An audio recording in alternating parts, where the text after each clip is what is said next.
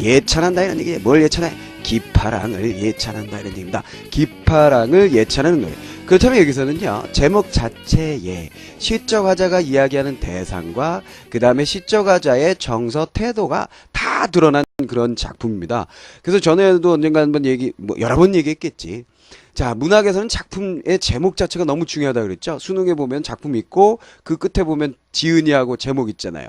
요거 그냥 넘겨보는 사람들 많습니다. 근데 반드시 작가하고 제목하고 꼭 참고사항으로 봐달라 하는 얘기 다시 한번 강조합니다.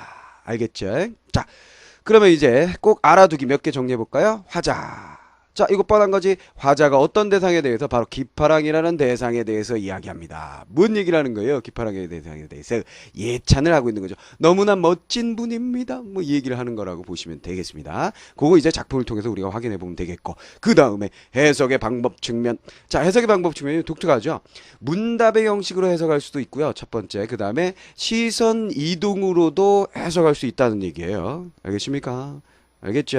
자, 문답의 형식으로 해석할 수도 있고 시선의 이동으로 해석할 수도 있다라는 거 반드시 알아두시면 좋겠어요. 알겠죠?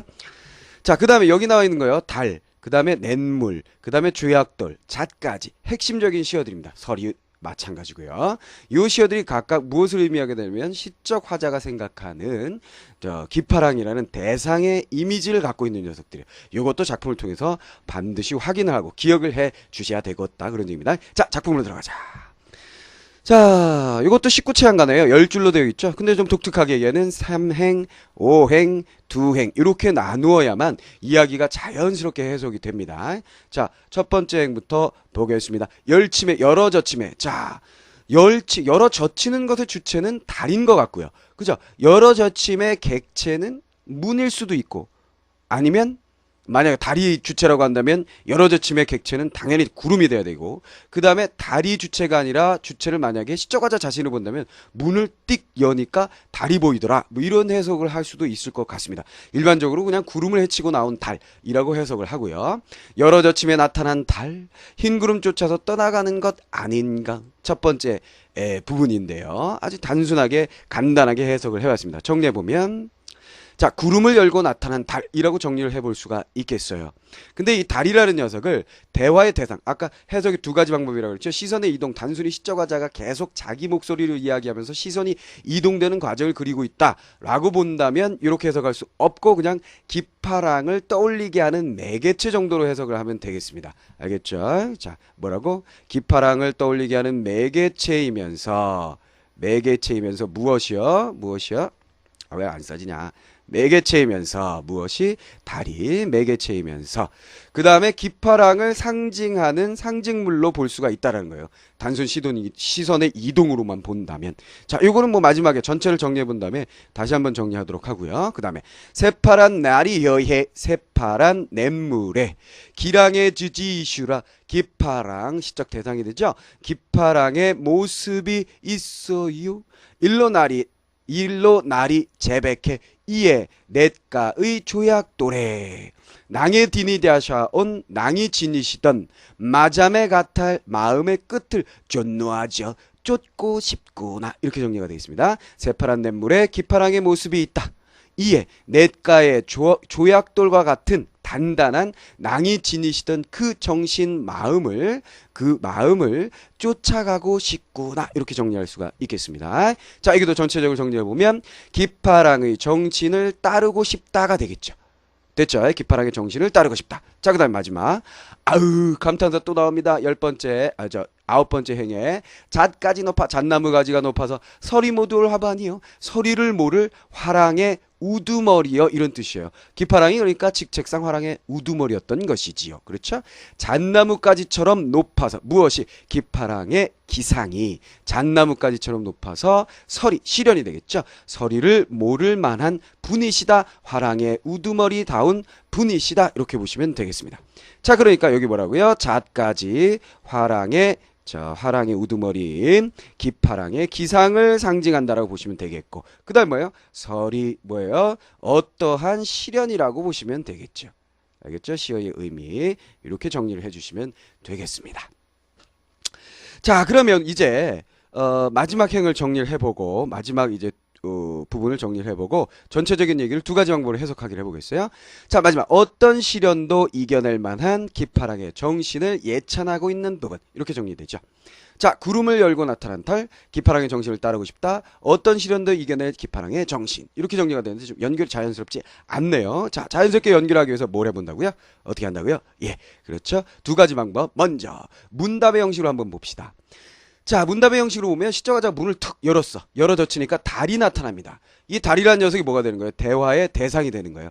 달아, 너 흰구름 쫓아서 떠다니고 있니? 라고 물어보게 되는 거죠. 여기까지가 이제 문입니다. 누가 누구에게 물어보는 거예요? 시적 화자가 누구에게? 달에게 물어봅니다. 그죠? 뭐라고? 너 왜 둥둥둥둥 떠다니고 있는 거야? 이렇게 물어보니까 달이 이제 대답을 합니다. 달이 대답을 하게 되겠지요. 달의 대답입니다. 달의 대답 뭐라고 대답합니까? 오, 새파란 냇물에 기파랑의 모습이 있어. 그 냇물가에 있는 조약돌은 말이지 기파랑의 단단한 그 굳은 정신과 같아. 그 정신을 쫓고 싶어서 난 이러고 떠다닌단다. 예, 이렇게 얘기하는 거죠. 자, 그래서 냇물과 조약돌을 통해서 기파랑의 모습과 그 다음에 기파랑의 정신을 볼 수 있어서 나는 돌아다니고 있어 라고 얘기를 한 거예요. 이것에 대해서 마지막 뭐예요? 아으 감탄사 드러내면서 뭐라 그러는 거야? 잣나무가지처럼 높아서 시적하자 자신이 생각하는 기파랑의 정신, 서리를 못 들 만한 화랑의 장이시지. 결국 여기 뭐로 처리하면 될까요? 독백이라고 우리가 정리를 하면 될 것 같아요. 다리 이야기를 듣고 그래 맞아 화자의 독백이다 이렇게 정리하시면 되겠습니다. 맞아, 내 생각도 그렇군 어떤 생각을 가지고 있는데 맞아, 화랑의 우두머리이신 기파랑은 정말 높은 정신의 경지를 가지고 계신 분이지 너도 알고 있네 하고 독백을 하는 부분. 자, 문, 답, 독백. 네, 이런 식으로 묻고 답하는 형식으로 한번 해석을 해봤고요. 자, 두 번째 해석 어떻게 한다고 그래서 시선 이동. 자, 문을 열어젖히고 딱 나타난 달을 보니 무엇이 떠오른다는 거예요? 무엇이 떠오른다는 거야? 기파랑이 떠오르는 거죠. 그렇죠. 기파랑을 상징하는 시어, 기파랑을 연결시켜주는 떠오르게 하는 매개체 역할을 하는 달. 자, 달에서 시선이 옮겨집니다. 어디로? 냇가로 가죠. 자, 이렇게 보시면 돼요. 하늘에 달이 붕 떠 있으면 기파랑의 모습이 여기서 연상이 됐단 말이야. 그런데 밑에 냇물이 흐르고 있어. 그러면 그 냇물에 뭐가 있어요? 이 달이 이렇게 비치고 있을 거 아니에요. 그럼 요것도 마찬가지 화랑의 우두머리 기파랑의 모습처럼 보이더라 이런 얘기가 되겠죠. 기파랑의 모습처럼 보이더라. 그런 얘기입니다. 자, 그래서 냇물에 기파랑의 모습이 있어라. 시선 이동 됐지요. 그리고 또 옆을 보니 조약돌이 있는데 그 조약돌은 기파랑의 정신 아니더냐, 굳은 정신 아니더냐. 그리고 또 위로 올라가니 시선이 어떻게 되어 있는 거야? 달 높은 곳에서 냇물로 떨어졌다가 옆에 조약돌로 갔다가 다시 올라가서 잣나무 가지까지 올라갔죠. 그치? 떨어졌다가 다시 올라가는 시선의 이동이 보이고 있습니다. 자, 잣나무까지 높아서 잣나무까지 시선 이동. 서리를 모를 만한 화랑의 우두머리신 기파랑이시여. 이렇게 끝을 맺는 거죠. 무슨 말 알겠죠? 독백의 형식으로 해석을 혼자 이야기하면서 시선이 이렇게 이동되는 것으로 해석을 할 수도 있고요. 그 다음에 달과 대화하고 자기 혼잣말 하는 형태로 해석할 수 있다는 두 가지 해석 방법에 대해서 여러분들이 정리를 해두시는 것이 좋겠습니다. 자, 그러면 다시 돌아가서 마지막 마무리 해볼까요? 자, 마무리.